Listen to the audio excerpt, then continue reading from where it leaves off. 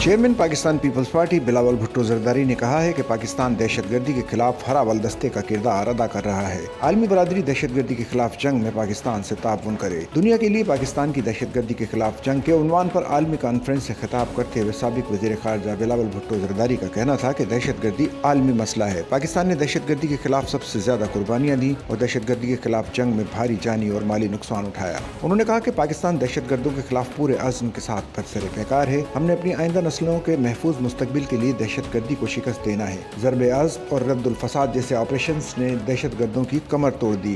پاکستان ہرگز دہشت گردوں کے سامنے نہیں جھکے گا۔ سرنڈر کرنا پاکستان کی ڈکشنری میں شامل نہیں۔ ڈیجیٹل پروپیگنڈا عصر حاضر کا ایک اور پیچیدہ چیلنج ہے۔ 2 دہائیوں سے مسلح افواج نے دہشت گردی کے خلاف جنگ میں مؤثر کردار ادا کیا۔ پاکستان نے دہشت گردی کے خلاف جنگ میں 92,000 افراد کو سپرد خاک کیا۔ چیئرمین پیپلز پارٹی نے افغانستان سے کہا ہے کہ وہ اپنی سرزمین پاکستان کے خلاف دہشت گردی کے لیے استعمال نہ ہونے دے۔ طالبان حکومت آنے کے بعد افغان سرزمین سے پاکستان پر ہونے والے حملوں میں 40% اضافہ ہوا۔ افغان عبوری حکومت دوحہ معاہدے میں کیے گئے وعدوں کی پاسداری کرے۔ پاکستان دہشت گردی کے خلاف یہ جنگ دنیا کے امن کے لیے لڑ رہا ہے۔ عالمی برادری دہشت گردی کے خلاف جنگ میں پاکستان سے تعاون کرے۔ بلاول بھٹو زرداری کا کہنا تھا کہ دہشت گردوں کا کوئی مذہب اور کوئی سرحد نہیں ہوتی۔ بھارت الزام تراشی کے بجائے دہشت گردی کے خاتمے کے لیے عالمی کوششوں کا حصہ بنے۔ بھارتی قیادت خطے کے امن کے لیے مذاکرات کی میز پر آئے۔ کشمیر جیسے تسویہ طلب مسائل پر بات چیت ضروری ہے۔ انہوں نے کہا کہ پاکستان کی 65% آبادی کی عمر 30 سال سے کم ہے۔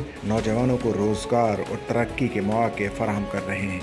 سچل نیوز نیٹ ورک کی ویڈیوز میں خوش آمدید۔ ناظرین، ویڈیو سے متعلق اپنی قیمتی رائے کا اظہار کمنٹ باکس میں ضرور کریں اور چینل کو سبسکرائب کریں۔